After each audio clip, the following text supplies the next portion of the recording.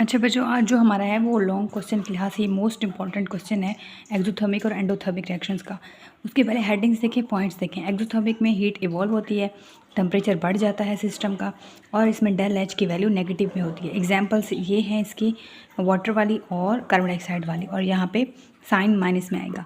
Endothermic देखें, heat absorb होती है, हीट ट्रांसफ़र होती है सराउंडिंग टू सिस्टम, और इसमें रिएक्शन वेसल जिसमें ये एंडोथर्मिक रिएक्शन हो जाता है, हो रहा होता है, वो गर्म हो जाती है, और इसमें डेल एच की वैल्यू जो है वो पॉजिटिव है। तो यहाँ पे ये साइन भी देख लें।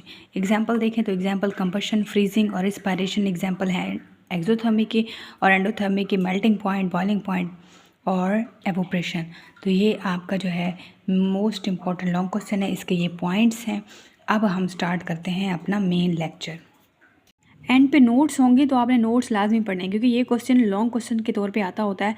नोट्स में हेडिंग्स हैं, वहाँ पे वैल्यूज़ हैं, तो आपने उनको लाजमी देखना है, वो एंड पे होंगे इस वीडियो के, है ना। ये लॉन्ग क्वेश्चन है के तौर पे आता होता है, ये मोस्ट इंपॉर्टेंट लॉन्ग क्वेश्चन है, और इसमें से शॉर्ट क्वेश्चन भी बनते हैं। जैसे कि ये शॉर्ट क्वेश्चन है, heat of that reaction.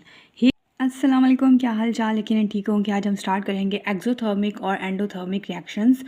Exothermic का पहले भी बता चुकी हूँ कि एक्सो का मतलब होता है कि हीट जो है वो बाहर निकल रही होती है, और एंडो का मतलब होता है हीट इनसाइड अंदर एब्जॉर्ब हो रही होती है। A physical or chemical change is almost always accompanied by either absorption or evolution of heat। मतलब जो भी केमिकल रिएक्शन, केमिकल चेंज या फिजिकल चेंज हो रहा है, तो उसमें या तो एवोल्यूशन ऑफ हीट होगी, या तो हीट निकलेगी, या एब्जॉर्ब होगी। हीट विच इज़ एवोल्ड और absorb during a chemical reaction is called heat of reaction. यहाँ पे ये जो क्वेश्चन है ना, ये लॉन्ग क्वेश्चन है के तौर पे आता होता है, ये मोस्ट इंपॉर्टेंट लॉन्ग क्वेश्चन है, और इसमें से शॉर्ट क्वेश्चन भी बनते हैं। जैसे कि ये शॉर्ट क्वेश्चन है, heat of that reaction. Heat of that reaction मतलब रिएक्शन में जो हीट निकली है या एब्जॉर्ब हुई है, उस चीज़ को हम कहते हैं heat of reactions. Chemical reaction is which heat energy is evolve. अब यहाँ से हेडिंग आप देंगे एक्सोथर्मिक की, और फिर यहाँ से आप देंगे एंडोथर्मिक की। आप दें इकट्ठा लें तो कोई बात नहीं, इकट्ठी लिख लो। केमिकल रिएक्शन इन विच, या इसके ऊपर लिख भी सकते हैं types of reactions. Chemical reaction in which heat energy is evolve are called exothermic, यानी जिसमें से हीट निकलती है, एवोल्व का मतलब है निकलना, उस चीज़ को exothermic. And those in which heat energy is absorbed are is called endothermic reactions. Heat which is evolved during an exothermic reaction goes to the surrounding and container in which such reaction is being carried out get hot। इसका मतलब है exothermic में जो heat निकल रही है वो surrounding को तो गर्म करेगी, लेकिन जिस कंटेनर से निकल रही है वो कंटेनर भी गर्म होगा। कैसे? अब यहाँ पे आप देखें, चूने का पत्थर, ठीक है, वो किसी कंटेनर में डालते हो, उसके अंदर फिर पानी डालते हो, तो इतने धुएं निकलते हैं, ठीक है, हीट जाती है सराउंडिंग में, और वो जो कंटेनर जिससे ये निकल रहे होते हैं वो भी बहुत गर्म होता है। कन्वर्सली इन एंडोथर्मिक रिएक्शंस, अब एंडोथर्मिक रिएक्शन की बात हो रही है, absorption of heat from the surrounding will decrease the temperature of container. अब एंडोथर्मिक में जाहिर है हीट अंदर एब्जॉर्ब हुई है, तो जिस कंटेनर में था उस कंटेनर का टेम्परेचर गिर जाएगा, क्योंकि सराउंडिंग से हीट जो है वो आई है, हमने दी है, तो वो एब्जॉर्ब हुई है, तो जाहिर है फिर टेम्परेचर कि टेम्परेचर जो है वो कंटेनर का गिर जाएगा। Hydrogen gas and oxygen gas react to give liquid water in an exothermic reaction. Exothermic reaction की एग्जांपल है हाइड्रोजन और ऑक्सीजन है, मिल के वाटर बना रही है, और फिर आपको 571.6 किलो जूल आपकी एनर्जी है, ठीक है। तो जहाँ से हम हीट देते हैं, हमें देनी पड़ती है, और वो होता है एंडोथर्मिक, और जहाँ से निकलती है वो होता है एक्सोथर्मिक। तो ये कौन सा है, ये जो रिएक्शंस हो रहा है, ये जो बाहर हीट निकल रही है, ये नेगेटिव वैल्यू है इसकी। The same amount of energy, अब एनर्जी इतनी निकली है, if the energy evolved is separately is express del H -5। अब इसको अलग हम डेल एच की फॉर्म में लिख सकते हैं। The same amount of energy is absorb when the reaction. अब इस रिएक्शन को अगर वापस लेना चाहिए, यानी ऑक्सीजन और हाइड्रोजन आपको वापस चाहिए पानी में से, तो आपको इतनी ही एनर्जी देनी पड़ेगी इनको अलग अलग वापस करने के लिए। तो वाटर जो है वो डिकम्पोज होगा, हाइड्रोजन ऑक्सीजन बैक, ऑक्सीजन भी वापस आएगी। Carbon dioxide is produce when solid gas. अच्छा, ये दूसरी एग्जांपल है एक्सोथर्मिक की। कार्बन है और ऑक्सीजन है, मिलके कार्बन डाइऑक्साइड गैस बनाएगी, और आपके पास जो है 393.5 किलो जूल जो है वो एनर्जी आएगी। It is also an exothermic reaction, ये भी एक्सोथर्मिक रिएक्शन है, इसमें हीट देखो इतनी है। When this reaction is carried out in the reverse direction, अगर आप इसको वापस कार्बन ऑक्सीजन आपको चाहिए कार्बन डाइऑक्साइड में से, तो आपको इतनी ही एनर्जी लगानी पड़ेगी उनको अलग करने के लिए। एंथैल्पी चेंज, अब वहाँ जो है अब हमें लगानी पड़ेगी, ठीक है। तो अब वहाँ पे एंथैल्पी चेंज जो है वो -393.5 किलो जूल मोल पर सेकंड आएगा। Both the reactions mentioned above the example of exothermic reaction. अब दोनों जो है इसमें दोनों के एग्जांपल्स एक्सोथर्मिक थे। अब यहाँ से हेडिंग बनेगी एंडोथर्मिक के एग्जांपल्स की। हाइड्रोजन और आयोडीन मिल के हाइड्रोजन आयोडाइड बनाएंगे।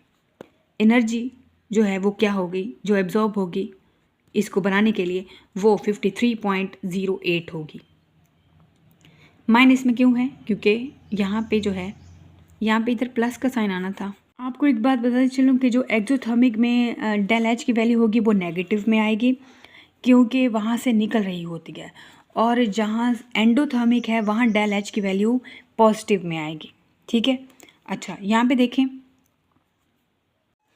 अच्छा ये यहाँ पे क्या कह रहे हैं, ये यहाँ पे कह रहे हैं कि हाइड्रोजन और आयोडीन है, मिल के हाइड्रोजन आयोडाइड बना रही हैं और एनर्जी है 53.8। अगर आपको हाइड्रोजन आयोडाइड से वापस आयोडीन और हाइड्रोजन चाहिए तो आपको इतनी ही एनर्जी लगानी पड़ेगी, और तब डेल एच जो होगा एंथैल्पी चेंज होगी वो 53 प्लस में होगी। हाइड्रोजन गैस रिएक्ट, अब हाइड्रोजन गैस जो है वो रिएक्ट करेगी सॉलिड आयोडीन के साथ एट हाई टेम्परेचर 53, और ये हीट जो है एब्जॉर्ब होगी और ये चीज़ बन जाएगी। दूसरी एग्जाम्पल है formation of NO nitric oxide in air due to lightning in the cloud. जैसे लाइटनिंग होती है क्लाउड के अंदर तो नाइट्रोजन जाहिर है गैसेज प्रेजेंट है एयर के अंदर, बहुत सारी गैसेज हैं, तो नाइट्रोजन रिएक्ट कर जाती है ऑक्सीजन के साथ और नाइट्रिक ऑक्साइड बनाती है। एनर्जी देखे 180, और इसका एंथैल्पी चेंज देखे तो 180.6 किलो जूल। इंटरेस्टिंग इन्फॉर्मेशन में देखें, heat evolved or absorb during a chemical reaction used in self heating. अब ये कहाँ पे इसका ये एप्लीकेशन है, यहाँ पे एप्लीकेशन की हेडिंग दें, कभी कभी एप्लीकेशन वाला शॉर्ट क्वेश्चन आ सकता है। और सेल्फ कूलिंग पैक्स में यूज़ होती है। These PACS contain reactants and undergo exothermic and endothermic reactants providing high और लो टेम्परेचर। कभी कभी इंजरीज हो जाती हैं, कभी कभी इंजरीज हो जाती हैं खिलाड़ियों को, तो वहाँ पे भी आइस पैक्स लगा रहे होते हैं, तो उनके अंदर भी वहाँ भी ये यूज़ हो रहा होता है, ये वाला एक्सो और एंडोथर्मिक वाला प्रोसेस। यहाँ से आप हेडिंग बनाएंगे एप्लीकेशन की, तो गैस, ऑयल और कोल में ये यूज़ हो रही है हीटिंग पर्पज़ के लिए, और होम इंडस्ट्रीज़ में यूज़ हो रही है, बर्निंग प्रोसेसेस में यूज़ हो रही है, लाइक कंबशन बर्निंग वाला प्रोसेस है, ज़ाहिर है हीट बाहर निकलती है। ये एक्सोथर्मिक रिएक्शन की एग्जांपल्स हैं, उसकी एप्लीकेशंस हैं। Substance present in fuel react with oxygen, जब भी गैस जब तक कोई ऑक्सीजन ना हो नहीं जल सकती, तो ये जो फ्यूल जो है जब तक ऑक्सीजन फ्यूल के अंदर जो गैसेज हैं, ठीक है, सब्सटेंस जो फ्यूल के अंदर हैं जब तक ऑक्सीजन ना हो तो ये बर्न नहीं होती। तो फ्यूल जब रिएक्ट करता है ऑक्सीजन के साथ तो एयर प्रोड्यूस होती है, और उसमें से भी हीट, अब जाहिर है इंजन गर्म नहीं होता तो वो भी रिएक्शन एक्सोथर्मिक हो रहा होता है। Food such as fat and carbohydrates are important biological fuels during metabolism. हमारी बॉडी के अंदर भी एक प्रोसेस हो रहा होता है जो हमें वार्म रखता है, exothermic reaction. A large portion of electricity is produced power station में बर्निंग वाले fuels, natural gas, oil, coal बिजली बनाने के लिए यूज़ हो रहे होते हैं। Heat which come out from their combustion is use to produce steam at high pressure. High pressure steam जो है वो फिर रोटेट करती है टरबाइन को और इलेक्ट्रिसिटी प्रोड्यूस होती है। यहाँ पे व्हीकल्स हैं, गाड़ियों में कंबशन ऑफ पेट्रोल, डीजल, ये एनर्जी देते हैं और हमारी जो गाड़ी है वो ड्राइव करती है, गाड़ी जो है वो चलती है। The one example of exothermic reaction की वो है कि people seem to enjoy the most of that fire work. ये फायर वर्क है, असल में यहाँ भी ये एक्सोथर्मिक वाला फिनोमिना हो रहा है, प्रोसेस हो रहा है। Fire work are the result of combustion reaction, ये भी कंबशन रिएक्शन, और कंबशन रिएक्शन क्या है, एक्सोथर्मिक रिएक्शन है।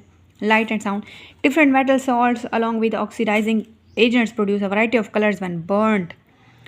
यानी कि कलर्स जो हो रहे होते हैं, कलर्स निकलते हैं, उनके अंदर भी डिफरेंट मेटल्स होती हैं, जब जलाते हैं तो कलर प्रोड्यूस होता है। ठीक है, तो ये आपकी कुछ हैं जो आपके काम आएंगे आगे। आगे कुछ नोट्स हैं तो आप वहाँ से देख लीजिएगा। ये मोस्ट इंपॉर्टेंट लॉन्ग क्वेश्चन है, शॉर्ट क्वेश्चन के तौर पे भी आ सकता है, एक्सोथर्मिक एंडोथर्मिक का पूछ सकते हैं, और लॉन्ग क्वेश्चन भी आ सकता है, तो आपने इसको लाजमी करना है। वीडियो अच्छी लगे तो लाइक कमेंट शेयर ज़रूर कर दें, अपना फीडबैक देना ना भूलिएगा। मिलते हैं नेक्स्ट लेक्चर में, और आपको कौन से लेक्चर्स चाहिए वो भी आप मेंशन कर दें तो हम वो स्टार्ट कर देंगे, क्योंकि मेरे स्टूडेंट्स मेरे लिए बहुत प्रेशियस हैं, तो आप कोई भी सजेशंस दे सकते हैं। अपना ख्याल रखिएगा, मिलते हैं नेक्स्ट लेक्चर में। थैंक यू सो मच, अल्लाह हाफिज़।